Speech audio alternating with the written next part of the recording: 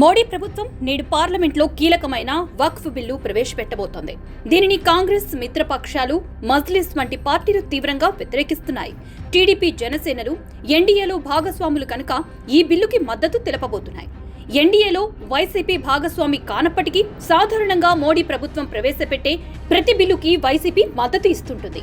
ఎందుకో అందరికీ తెలుసు కనుక వైసీపీ ఈ బిల్లును వ్యతిరేకిస్తున్నట్లు ప్రకటించడమే ఆశ్చర్యం కలిగిస్తుంది.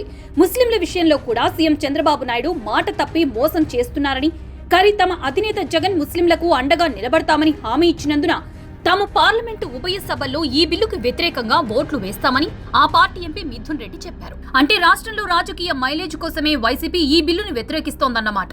మోడీ ప్రభుత్వానికి లోక్సభలో ఈ బిల్లుని ఆమోదింపచేసుకోవడానికి తగినంత బలం ఉంది కనుక అక్కడ ఈ బిల్లుని ప్రతిపక్షాలన్నీ కలిసినా ఆపలేవు. రాజ్యసభలో ఎన్డీఏకి బయట పార్టీల మద్దతు అవసరం పడుతుంది. తప్పకుండా బయట మద్దతు లభిస్తుందనే గట్టి నమ్మకం ఉండబట్టి ఈ బిల్లుని నేడు పార్లమెంట్లో ప్రవేశపెడుతోంది.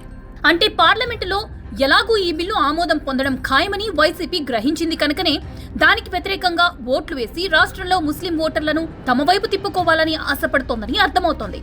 ఈ బిల్లుకి టీడీపీ, జనసేనలు మద్దతు ఇస్తున్నాయి కనుక ముస్లిం ఓటర్లను వైసీపీ వైపు తిప్పుకోవడానికి ఇదో చక్కని అవకాశంగా జగన్ భావించి దీనిని వ్యతిరేకిస్తున్నారని తప్ప వారిపై ప్రేమతో కానే కాదు. ఒకవేళ రాజ్యసభలో ఈ బిల్లు ఆమోదానికి వైసీపీ మద్దతు తప్పనిసరి అయితే మరో ఆలోచన చేయకుండా మద్దతు ప్రకటించి అందుకు జగన్ మరో స్టోరీ ఏదో చెప్పేవారే కదా. ఈ బిల్లు ఎలాగూ పాస్ అవుతుంది కనుక దీనిని తాము వ్యతిరేకించినా మోడీ, అమిత్ షాలకు ఆగ్రహం కలగదనే ధ్యేయంతోనే ఈ నిర్ణయం తీసుకుని ఉండొచ్చు. జగన్ ప్రతిసారి తాను చాలా తెలివిగా వ్యూహాలు అమలు చేస్తుంటానని గట్టిగా నమ్ముతుంటారు. కానీ చివరికి బోల్తా పడుతుంటారు. ఇప్పుడు అలాగే అనుకుని మళ్లీ బోల్తా పడతారేమో. రాష్ట్రంలో చిన్న రాజకీయ మైలేజీ కోసం ఆశపడి మోడీ ప్రభుత్వం ప్రతిష్టాత్మకంగా భావిస్తున్న ఈ బిల్లుని వ్యతిరేకిస్తే ఏమవుతుంది అని జగన్ ఆలోచించినట్లు లేదు.